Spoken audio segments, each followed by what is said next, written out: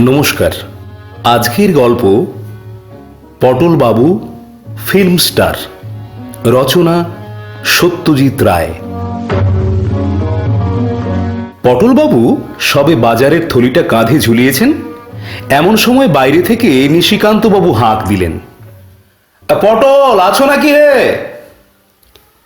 আগে হ্যাঁ, দাঁড়ান আসছি। নিশিকান্ত ঘোষমশাই নেপাল ভট্টাচার্য লেনে পটলবাবুর তিনখানা বাড়ির ঠিক পরেই থাকেন। বেশ আমোদী লোক। পটলবাবু থলে নিয়ে বেরিয়ে এসে বললেন, কি ব্যাপার সকাল সকাল? শোনো, তুমি ফিরছো কতক্ষণে? এই ঘন্টাখানেক। কেন? তারপর আর বেরোনোর ব্যাপার নেই তো? আজ তো ট্যাগোরস বার্থডে। আমার ছোট শালার সঙ্গে কাল নেতাজি ফার্মেসিতে দেখা হলো। সে ফিল্মে কাজ করে, লোকজন জোগাড় করে দেয় আর কি। বললে কি জানি কি একটা ছবির একটা সিনের জন্য একজন লোক দরকার, যেরকম চাইছে বুঝেছ। বছর 50 বয়স, বেঁটে খাটো, মাথায় টাক। আমার টক করে তোমার কথা মনে পড়ে গেল, তাই তোমার হদিশ দিয়ে দিলুম। বলেছি সোজা তোমার সঙ্গে এসে কথা বলতে। আজ সকালে 10টা নাগাদ আসবে বলেছে। তোমার আপত্তি নেই তো?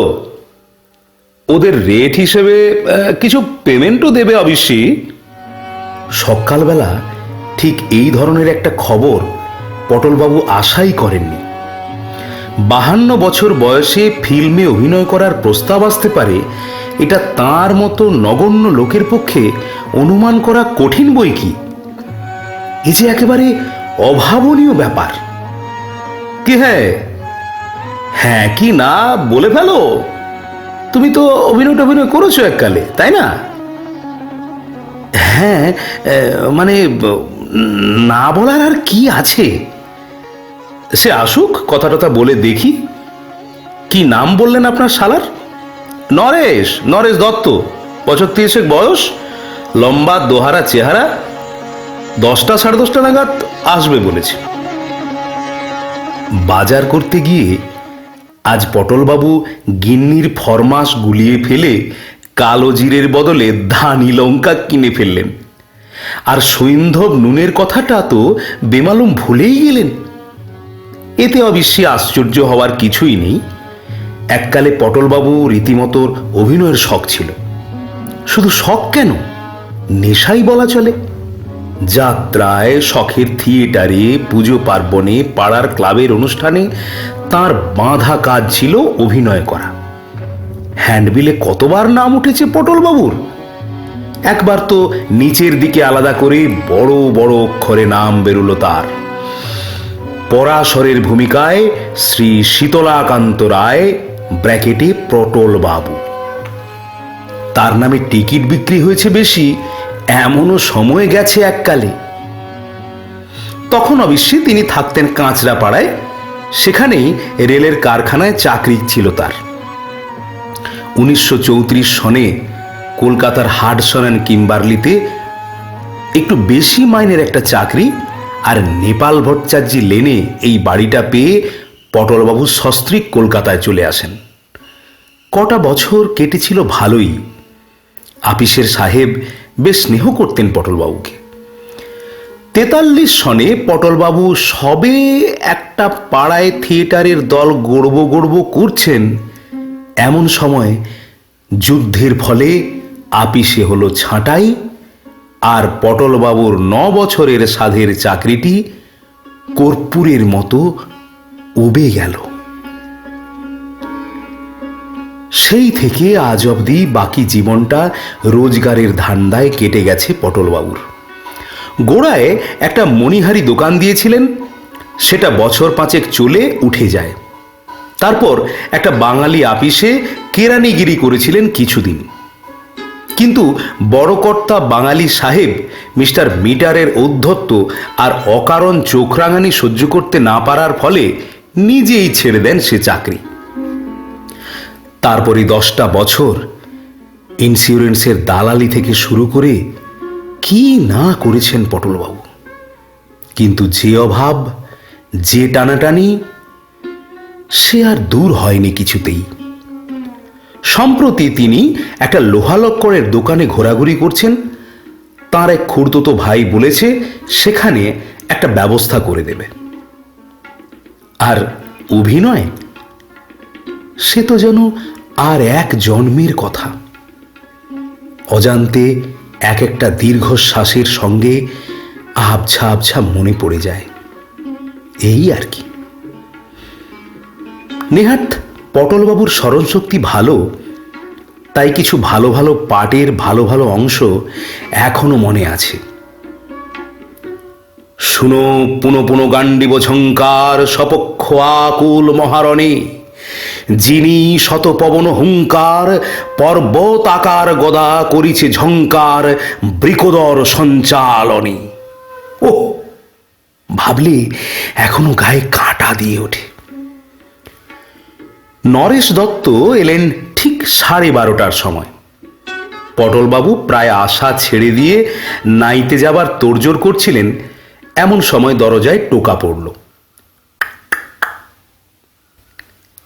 আসুন আসুন আসুন। পটলবাবু দরজা খুলে আগন্তুককে প্রায় ঘরের ভিতর টেনে এনে তার হাতল ভাঙা চেয়ারটি তার দিকে এগিয়ে দিয়ে বললেন, বসুন। না না, বসবো না। নিশিকান্তবাবু আপনাকে আমার কথা বলেছেন বোধহয়। হ্যাঁ হ্যাঁ হ্যাঁ, আমি অবশ্যই খুবই অবাক হয়েছি এতদিন বাদে। আপনার আপত্তি নেই তো? পটলবাবুর মাথা লজ্জায় হেঁট হয়ে গেল। আমাকে দিয়ে মানে চলবে তো? নরেশবাবু গম্ভীরভাবে একবার পটলবাবুর আপাদ মস্তক চোখ বুলিয়ে নিয়ে বললেন,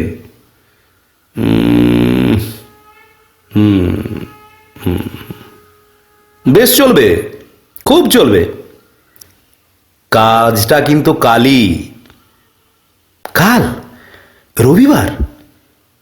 হ্যাঁ, কোনো স্টুডিও তো নয়, কিন্তু জায়গাটা বলে দিচ্ছি আপনাকে। মিশন রো আর বেন্টিং স্ট্রিটের মোড়ে ফ্যারাডে হাউসটা দেখেছেন তো? 7 তলা বিল্ডিং একটা, সেইটের সামনে ঠিক 8:30টায় পৌঁছে যাবেন। ওইখানেই কাজ। 12টার মধ্যে ছুটি হয়ে যাবে আপনার। নরেশবাবু উঠে পড়লেন। পটলবাবু ব্যস্ত হয়ে বললেন, কিন্তু পাঠটা কি বললেন না তো? পাঠ? হ্যাঁ, পাঠ। পাঠ হলো গিয়ে আপনার একজন পেডেস্ট্রিয়ানের, মানে পথচারী আর কি। একজন অন্যমনস্ক বদমেজাজি পেডেস্ট্রিয়ান। ভালো কথা। আচ্ছা, আপনার গলাবন্ধ কোট আছে কি? তা তা আছে বোধহয়। ওটাই পরে আসবেন। ডার্ক রং তো, বাদামি গোছের। গরম কিন্তু। তা হোক না, আর আমাদের সিনটাও তো শীতকালের, ভালোই হবে। কাল 8:30 ফ্যারাডে হাউস। পটলবাবুর ধাঁ করে আরেকটা জরুরি প্রশ্ন মাথায় এসে গেল। পার্টটায় ডায়লগ আছে তো, মানে কথা বলতে হবে তো? আলবাত, স্পিকিং পার্ট। আপনি আগে অভিনয় করেছেন তো? হ্যাঁ, তা একটু আধটু। তবে শুধু হেঁটে যাওয়ার জন্য আপনার কাছে আসবো কেন? সে তো রাস্তা থেকে যে কোনো একজন পেডেস্ট্রিয়ান ধরে নিলেই হলো। ডায়লগ আছে বই কি, এবং সেটা কাল ওখানে গেলেই আপনি পেয়ে যাবেন। আসি। নরেশ দত্ত চলে যাবার পর পটলবাবু তাঁর গিন্নির কাছে গিয়ে ব্যাপারটা খুলে বললেন, যা বুঝছি বুঝলে গিন্নি, এ পার্টটা হয়তো তেমন একটা বড় কিছু নয়।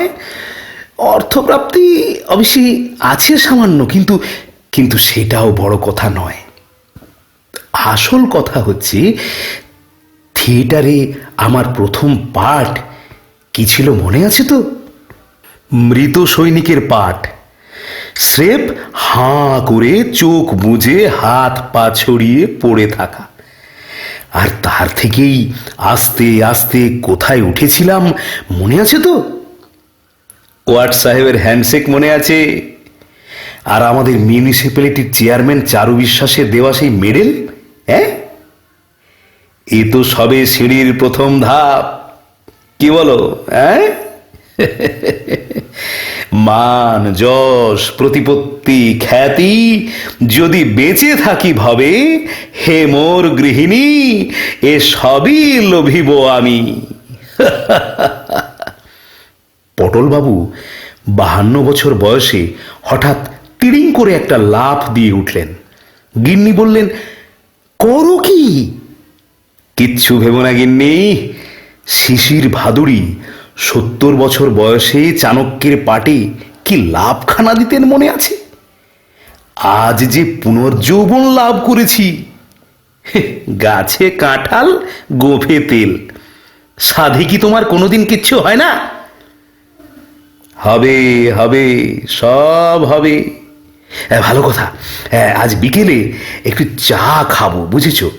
আর সঙ্গে একটু আদার রস, নইলে এই গলাটা ঠিক। পরদিন সকালে মেট্রোপলিটন কোম্পানির ঘড়িতে যখন 8টা বেজে 7 মিনিট, তখন পটলবাবু এসপ্লানেডে এসে পৌঁছালেন। সেখান থেকে বেন্টিং স্ট্রিট ও মিশন রো মোড়ে ফ্যারাডে হাউসে পৌঁছতে লাগলো আরো মিনিট 10। বিরাট তোড়জোড় চলেছে আপিসের গেটের সামনে। 3-4খানা গাড়ি, তার একটা বেশ বড়, প্রায় বাসের মতো। তার মাথায় আবার জিনিসপত্র। রাস্তার ঠিক ধারটায় ফুটপাতের উপর একটা তেপায়া কালো যন্ত্রের মতো জিনিস, তার পাশে কয়েকজন লোক ব্যস্ত সমস্ত হয়ে ঘোরাফেরা করছে। গেটের ঠিক মুখটাতে একটা তেপায়া লোহার ডান্ডার মাথায় আরেকটা লোহার ডান্ডা আড়াআড়িভাবে শোয়ানো রয়েছে, আর তার ডগা থেকে ঝুলছে একটা মৌমাছির চাকের মতো দেখতে জিনিস। এছাড়া ইতস্তত ছড়িয়ে রয়েছে জনাত্রিশেক লোক, যাদের মধ্যে অবাঙালিও লক্ষ্য করলেন পটলবাবু। কিন্তু এদের যে কি কাজ সেটা ঠাহর করতে পারলেন না। কিন্তু নরেশবাবু কোথায়? একমাত্র তিনি ছাড়া তো পটলবাবুকে কেউই চেনেন না। দুরু দুরু বুকে পটলবাবু এগিয়ে চললেন আপিসের গেটের দিকে। বৈশাখ মাস, গলাবন্ধ খদ্দরের কোটটা গায়ে বেশ ভারী বোধ হচ্ছিল। গলার কলারের চারপাশ ঘিরে বিন্দু বিন্দু ঘাম অনুভব করলেন পটলবাবু। এই যে অতুলবাবু, এদিকে এদিকে এদিকে এদিকে। অতুলবাবু? পটলবাবু ঘুরে দেখেন আপিসের বারান্দায় একটা থামের পাশে দাঁড়িয়ে নরেশবাবু তাঁকেই ডাকছেন। নামটা ভুল করেছেন ভদ্রলোক, অস্বাভাবিক নয়, একদিনের আলাপ তো। পটলবাবু এগিয়ে গিয়ে নমস্কার করে বললেন, আমার নামটা বোধহয় ঠিক নোট করা নেই আপনার, শ্রী শীতলাকান্ত রায়। অবশ্যই পটলবাবু বলেই জানি সকলে। থিয়েটারেও ওই নামই জানতো। ও, তা আপনি তো বেশ পাংচুয়াল দেখছি। পটলবাবু মৃদু হাসলেন। 9 বছর হাডসন কিম্বারলিতে চাকরি করেছি, লেট হয়নি একদিনও, নট আ সিঙ্গেল ডে। বেশ বেশ বেশ। তা আপনি এক কাজ করুন, ওই ছায়াটায় গিয়ে একটু ওয়েট করুন, আমরা এদিকে একটু কাজ এগিয়ে নিই। তেপায়া যন্ত্রটার পাশ থেকে একজন ডেকে উঠল, নরেশ। স্যার? উনি কি আমাদের লোক? হ্যাঁ স্যার, ইনি মানে ওই ধাক্কার ব্যাপারটা। ও ঠিক আছে, এখন জায়গাটা ক্লিয়ার করো তো, শট নেব। পটলবাবু আপিসের পাশেই একটা পানের দোকানের ছাউনির তলায় গিয়ে দাঁড়িয়ে পড়লেন। বায়োস্কোপ তোলা তিনি এর আগে কখনো দেখেননি। তার কাছে সবই নতুন। থিয়েটারের সঙ্গে তো কোনো মিলই নেই। আর কি পরিশ্রম করে লোকগুলো!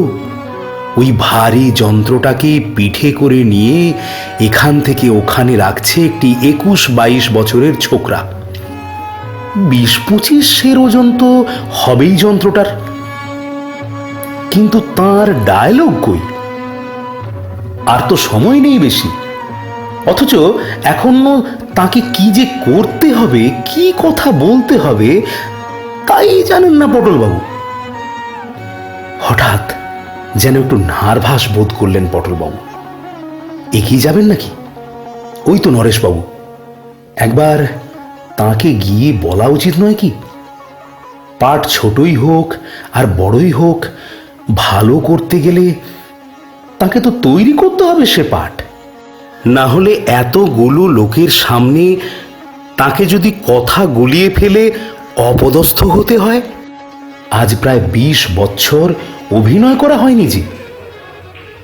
পটলবাবু এগিয়ে যেতে গিয়ে একটা চিৎকার শুনে থমকে গেলেন, সাইলেন্স! তারপর নরেশবাবুর গলা পাওয়া গেল, এবার শট নেওয়া হবে, আপনারা দয়া করে একটু চুপ করুন, কথাবার্তা বলবেন না, জায়গা ছেড়ে নড়বেন না, ক্যামেরার দিকে এগিয়ে আসবেন না। তারপর আবার সেই প্রথম গলার চিৎকার এলো, সাইলেন্স, টেকিং। এবার পটলবাবু লোকটিকে দেখতে পেলেন। মাঝারি গোছের মোটাসোটা ভদ্রলোকটি তেপায়া যন্ত্রটার পাশেই দাঁড়িয়ে আছেন। গলার একটা চেন থেকে দূরবীনের মতো একটা জিনিস ঝুলছে। ইনি কি পরিচালক নাকি? কি আশ্চর্য, পরিচালকের নামটাও তার জেনে নেওয়া হয়নি। এবারে পরপর আরো কতকগুলো চিৎকার পটলবাবুর কানে এলো, start sound, running, action. Action কথাটার সঙ্গে সঙ্গেই পটলবাবু দেখলেন চৌমাথার কাছ থেকে একটা গাড়ি এসে আপিসের সামনে থামল, আর তার থেকে একটি মুখে গোলাপি রং মাখা স্যুট পরা যুবক দরজা খুলে প্রায় হুমড়ি খেয়ে হনহনিয়ে আপিসের গেট পর্যন্ত গিয়ে থেমে গেল। পরক্ষণেই পটলবাবু চিৎকার শুনলেন, কাট! আর অমনি সাইলেন্স ভেঙে গিয়ে জনতার গুঞ্জন শুরু হয়ে গেল। পটলবাবুর পাশেই এক ভদ্রলোক তাঁর দিকে ঝুঁকে পড়ে জিজ্ঞেস করলেন, ছোকরাটিকে চিনলেন তো? পটলবাবু বললেন, কই, না তো। ভদ্রলোক বললেন, চঞ্চল কুমার, তরতরিয়ে উঠছে ছোকরা, একসঙ্গে চারখানা বইতে অভিনয় করছে। পটলবাবু বায়োস্কোপ খুব কম দেখেন, কিন্তু এই চঞ্চল কুমারের নাম যেন শুনেছেন দুই একবার। কোটিবাবু বোধহয় এই ছেলেটিরই প্রশংসা করছিলেন একদিন। বেশ মেকআপ করেছে ছেলেটি, ওই বিলিতি স্যুটের বদলে ধুতি চাদর পরিয়ে ময়ূরের পিঠে চড়িয়ে দিলেই একেবারে কার্তিক ঠাকুর। কাঁচরাপাড়ার মনতোষ ওরফে চিনুর চেহারা কতটা ওই রকমই ছিল বটে, বেড়ে ফিমেল পাঠ করত চিনু। পটলবাবু এবার পাশের ভদ্রলোকটির দিকে ঝুঁকে পড়ে ফিসফিস করে বললেন, আর পরিচালকটির নাম কি মশাই? ভদ্রলোক অবাক হয়ে বললেন, সে কি, আপনি তাও জানেন না? উনি যে বরেন মল্লিক, তিনখানা ছবি পর পর হিট করেছে। যাক, কতগুলো দরকারি জিনিস জানা হয়ে গেল। নইলে গিন্নি যদি জিজ্ঞেস করতেন কার ছবিতে কার সঙ্গে অভিনয় করে এলে, তাহলে মুশকিলেই পড়তেন পটলবাবু। নরেশ এক ভাঁড় চা নিয়ে পটলবাবুর দিকে এগিয়ে এলো। আসুন স্যার, গলাটা একটু ভিজিয়ে একটু আলগা করে নিন, আপনার ডাক পড়ল বলে। পটলবাবু এবার আসল কথাটা না বলে পারলেন না। আমার ডায়লগটা যদি এই বেলা দিতেন তো। ডায়লগ? আসুন আমার সঙ্গে। নরেশ তেপায়া যন্ত্রটার দিকে এগিয়ে গেল, পিছনে পটলবাবু। এই শশাঙ্ক! একটি হাফ শার্ট পরা ছোকরা এগিয়ে এলো নরেশের দিকে। নরেশ তাকে বলল, এই ভদ্রলোক ও ডায়লগটা চাইছেন, একটা কাগজে লিখে দে তো, সেই ধাক্কার ব্যাপারটা রে। শশাঙ্ক পটলবাবুর দিকে এগিয়ে এলো। আসুন দাদু। এই জ্যোতি, তোর কলমটা একটু দে তো, দাদুকে ডায়লগটা লিখে দি। জ্যোতি ছেলেটি তার পকেট থেকে একটা লাল কলম বার করে শশাঙ্কর দিকে এগিয়ে দিল। শশাঙ্ক তার হাতের খাতা থেকে একটা সাদা পাতা ছিঁড়ে কলম দিয়ে তাতে কি জানি লিখে কাগজটা পটলবাবুকে দিল। পটলবাবু কাগজটার দিকে চেয়ে দেখলেন তাতে লেখা রয়েছে, আহ আহ। পটলবাবুর মাথাটা কেমন ঝিমঝিম করে উঠল। কোটটা খুলে ফেলতে পারলে বোধহয় ভালো হয়, গরম হঠাৎ অসহ্য হয়ে উঠেছে। শশাঙ্ক বলল, দাদু যে গুম মেরে গেলেন, কঠিন মনে হচ্ছে। এরা কি তাহলে ঠাট্টা করছে? সমস্ত ব্যাপারটাই কি একটা বিরাট পরিহাস? তার মতো নিরীহ নির্বিবাদী মানুষকে ডেকে এনে এত বড় শহরের এত বড় রাস্তার মাঝখানে ফেলে দিয়ে রং তামাশা? এত নিষ্ঠুরও কি মানুষ হতে পারে?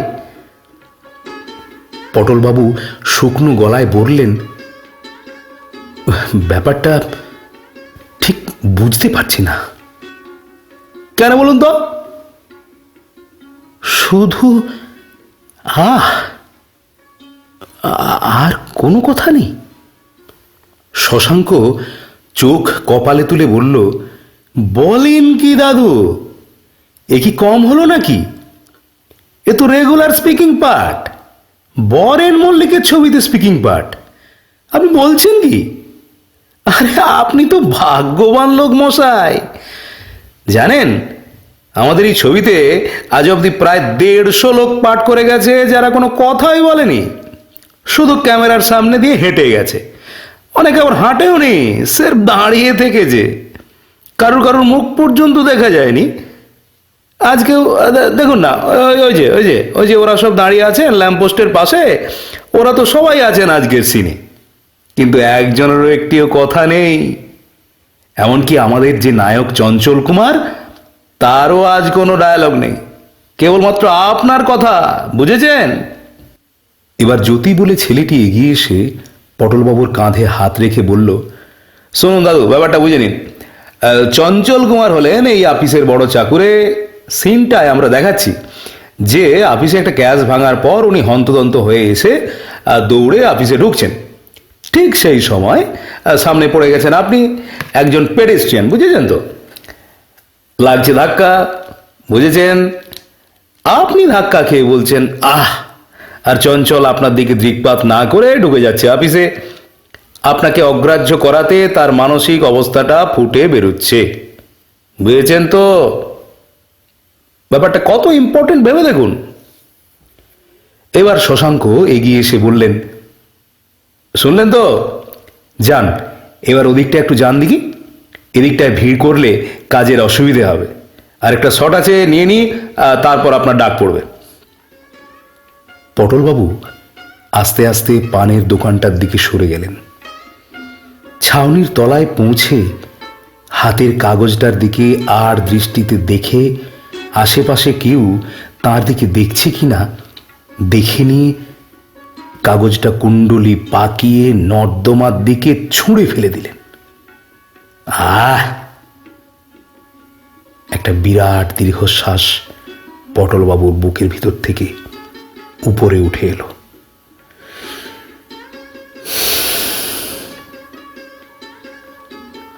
শুধু একটি মাত্র কথা, কথাও না, শব্দ।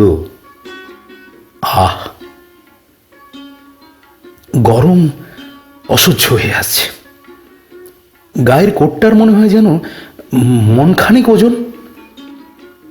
আর দাঁড়িয়ে থাকা চলে না, পা অবশ হয়ে গেছে। পটলবাবু এগিয়ে গিয়ে পানের দোকানের ওদিকের আপিসটার দরজার সিঁড়ির উপর বসে পড়লেন। 9:30 বাজে। করালিবাবুর বাড়িতে শ্যামাসঙ্গীত হয় রোববার সকালে। পটলবাবু নিয়মিত গিয়ে শোনেন, বেশ লাগে। সেইখানে যাবেন নাকি চলে? গেলে ক্ষতিটা কি? এইসব বাজে খেলো লোকের সংসর্গে রবিবারের সকালটা মাটি করে লাভ আছে কিছু? আর অপমানের বোঝাটাও যে বইতে হবে সেই সঙ্গে। সাইলেন্স! তোর নিকুচি করেছে তোর সাইলেন্সের। জানা কাজ তার 32 গুণ ফুটুনি আর ভড়ং। এর চেয়ে থিয়েটারের কাজ। Theatre, theatre, theatre. অনেক কাল আগের একটা ক্ষীণ স্মৃতি পটলবাবুর মনের মধ্যে জেগে উঠল। একটা গম্ভীর, সংযত অথচ সুরেলা কণ্ঠস্বরে বলা কতকগুলো অমূল্য উপদেশের কথা। একটা কথা মনে রেখো পটল, যত ছোট পাটি তোমাকে দেওয়া হোক না কেন, তুমি জেনে রেখো তাতে কোনো অপমান নেই।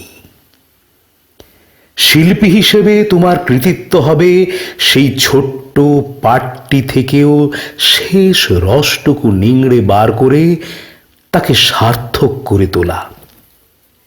থিয়েটারের কাজ হলো 5 জনে মিলেমিশে কাজ। সকলের সাফল্য জড়িয়েই নাটকের সাফল্য। পাকড়াশি মশাই দিয়েছিলেন এই উপদেশ পটলবাবুকে। গগন পাকড়াশি পটলবাবুর নাট্যগুরু ছিলেন তিনি। আশ্চর্য অভিনেতা ছিলেন গগন পাকড়াশি, অথচ দম্ভের লেশ মাত্র ছিল না তার মনে। ঋষিতুল্য মানুষ আর শিল্পীর সেরা শিল্পী। আরো একটা কথা বলতেন পাকড়াশি মশাই, নাটকের এক একটি কথা হলো এক একটি গাছের ফল। সবাই নাগাল পায় না সে ফলের। যারা পায় তারাও হয়তো তার খোসা ছাড়াতে জানে না। কাজটা আসলে হলো তোমার, অভিনেতার। তোমাকে জানতে হবে কি করে সে ফল পেড়ে তার খোসা ছাড়িয়ে তার থেকে রস নিংড়ে বার করে সেটা লোকের কাছে পরিবেশন করতে হয়। গগন পাকড়াশির কথা মনে হতে পটলবাবুর মাথা আপনা থেকেই নত হয়ে এলো। সত্যি কি তার আজকের পাঠটার মধ্যে কিছুই নেই? একটি মাত্র কথা তাকে বলতে হবে, আহ। কিন্তু একটি কথা বলেই কি এক কথায় তাকে উড়িয়ে দেওয়া যায়? আহ আহ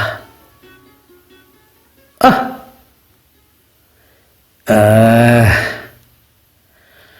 আহ। পটলবাবু বারবার নানা সুরে কথাটাকে আওড়াতে লাগলেন।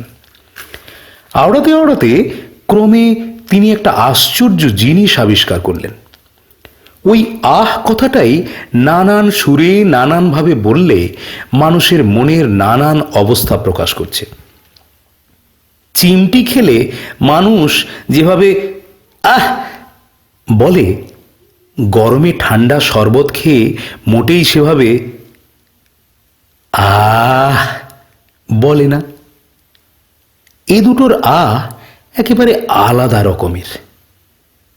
আবার আচমকা কানে সুরসুরি খেলে বেরোয় আরেক রকম আহ। এছাড়া আরো কত রকম আহ রয়েছে। দীর্ঘশ্বাসের আহ,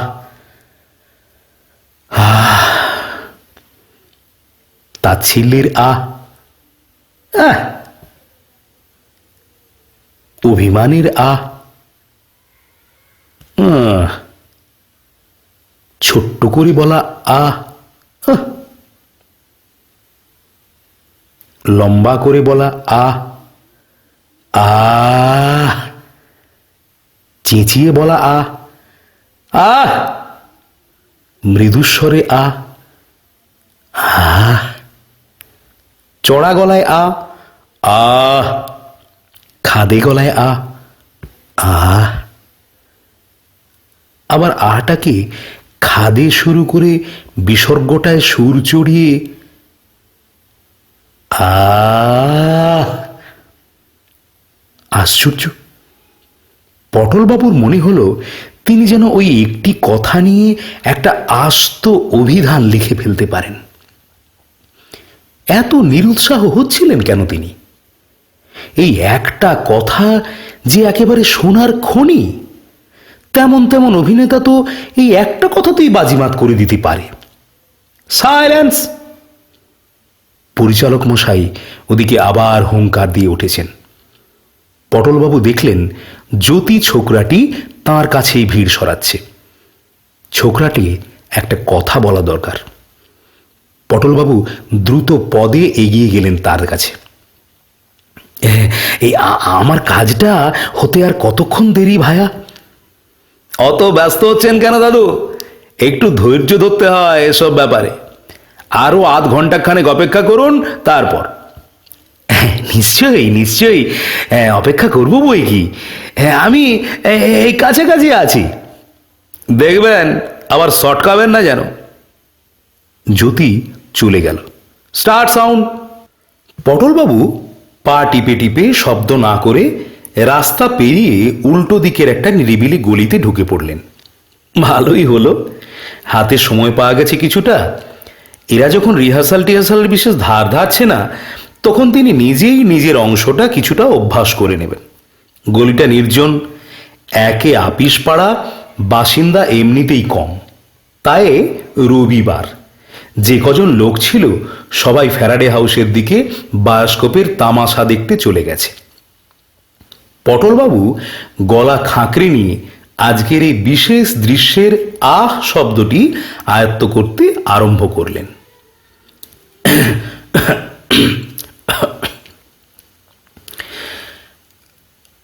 আহ আহ! আর সেই সঙ্গে আচমকা ধাক্কা খেলে মুখটা কিরকম বিকৃত হতে পারে, হাতগুলো কতখানি বেঁকে কিরকম ভাবে চিতিয়ে উঠতে পারে, আঙুলগুলো কতখানি ফাঁক হতে পারে, আর পায়ের অবস্থা কিরকম হতে পারে, এই সবই একটা কাঁচের জানালায় নিজের ছায়া দেখে ঠিক করতে লাগলেন। ঠিক আধ ঘন্টা পরেই পটলবাবুর ডাক পড়ল। এখন আর তার মনে কোনো নিরুৎসাহের ভাব নেই। উদ্বেগও কেটে গেছে তার মন থেকে। রয়েছে কেবল একটা চাপা উত্তেজনা ও রোমাঞ্চ। 25 বছর আগে স্টেজে অভিনয় করার সময় একটা বড় দৃশ্যে নামবার আগে যে ভাবটা তিনি অনুভব করতেন, সেই ভাব। পরিচালক বরেন মল্লিক পটলবাবুকে কাছে ডেকে বললেন, আপনি ব্যাপারটা ঠিক বুঝে নিয়েছেন তো? আগে হ্যাঁ।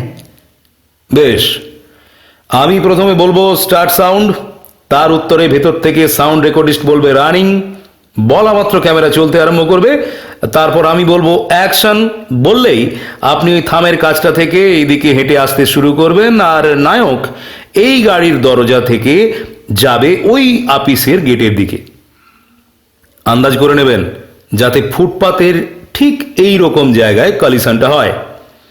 নায়ক আপনাকে অগ্রাহ্য করে ঢুকে যাবে আপিসে, আর আপনি বিরক্ত হয়ে আহ বলে আবার হাঁটতে শুরু করবেন। কেমন? পটলবাবু বললেন, একটা একটা রিহার্সাল। না না না না, বরেনবাবু বাধা দিলেন।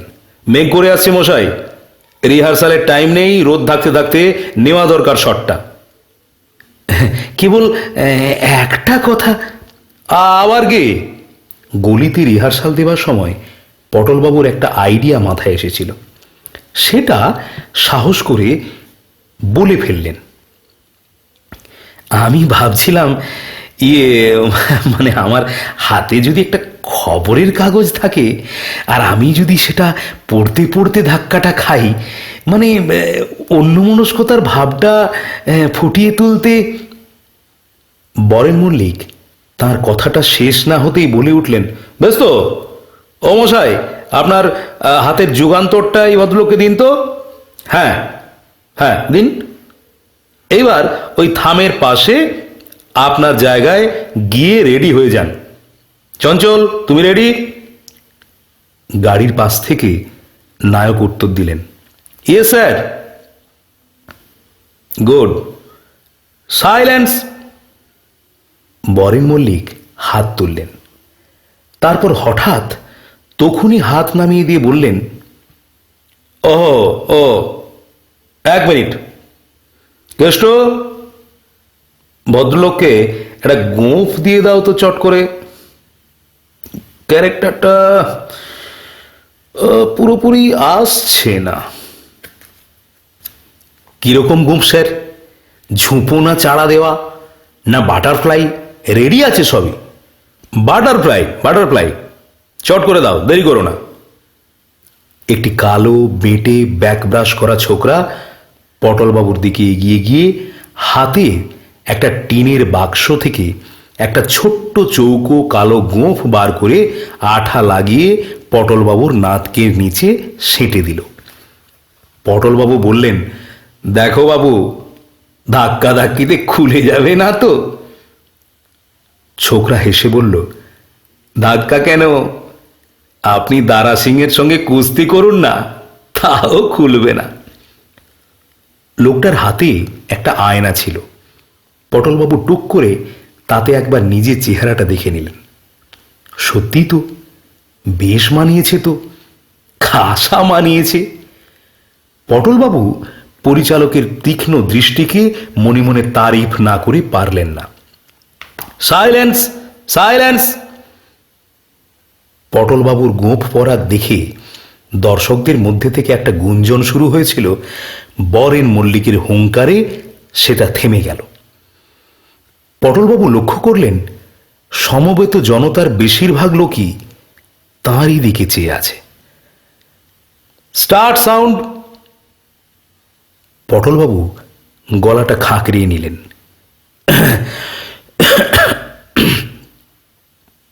1, 2, 3, 4, 5। 5 পা আন্দাজ হাঁটলে পর পটলবাবু ধাক্কার জায়গাটায় পৌঁছবেন। আর চঞ্চল কুমারের হাঁটতে হবে বোধহয় 4 পা।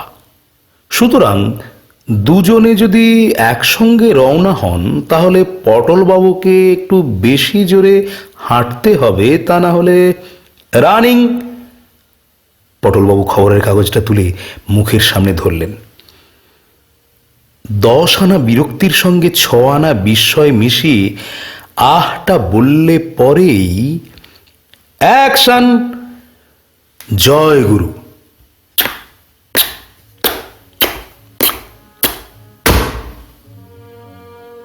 পটলবাবু হঠাৎ চোখে অন্ধকার দেখলেন।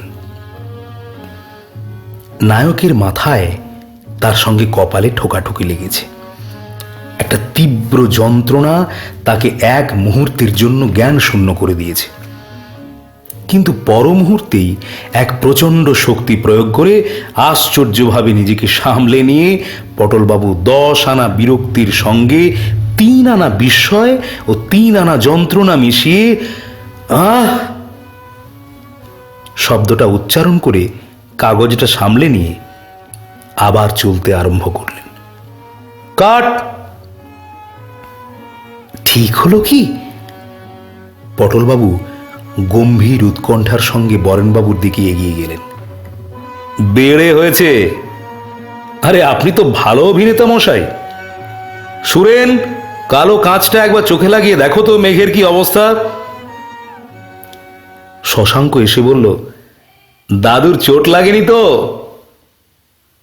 চঞ্চল কুমার মাথায় হাত বুলোতে বুলোতে এসে বললেন, ধন্যী মশাই আপনার টাইমিং, বাপের নাম ভুলে দিয়েছিলেন প্রায়। উফ।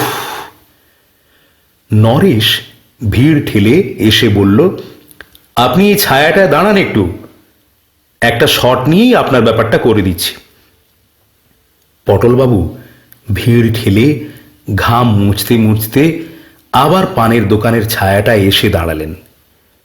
মেঘে সূর্য ঢেকে গরমটা একটু কমেছে, কিন্তু পটলবাবু তাও কোটটা খুলে ফেললেন। আহ, কি আরাম! একটা গভীর আনন্দ ও আত্মতৃপ্তির ভাব ধীরে ধীরে তার মনকে আচ্ছন্ন করে ফেলল। তার আজকের কাজ সত্যিই ভালো হয়েছে। এতদিন অকেজো থেকেও তার শিল্পী মন ভোঁতা হয়ে যায়নি। গগন পাকরাশি আজ তাকে দেখলে সত্যিই খুশি হতেন, কিন্তু এরা কি সেটা বুঝতে পেরেছে? পরিচালক বরেন মল্লিক কি তা বুঝেছেন? এই সামান্য কাজ নিখুঁতভাবে করার জন্য তার যে আগ্রহ আর পরিশ্রম, তার কদর কি এরা করতে পারে? সে ক্ষমতা কি এদের আছে? এরা বোধহয় লোক ডেকে এনে কাজ করিয়ে টাকা দিয়েই খালাস। টাকা, কত টাকা? 5, 10, 25? টাকার অভাব তার ঠিকই, কিন্তু আজকের এই যে আনন্দ, তার কাছে 5টা টাকা আর কি? মিনিট 10 পরে নরেশ পানের দোকানের কাছে পটলবাবুর খোঁজ করতে গিয়ে ভদ্রলোককে আর পেল না। সে কি, টাকা না নিয়ে চলে গেল নাকি লোকটা? আচ্ছা ভোলা মন্ত। বরেন মল্লিক হাঁক দিলেন, রোদ বেরিয়েছে, সাইলেন্স সাইলেন্স। ওহে ও নরেশ, চলে এসো, ভিড় ভিড় সামলাও। শেষ হলো আমাদের আজকের গল্প পটলবাবু ফিল্ম স্টার। ধন্যবাদ।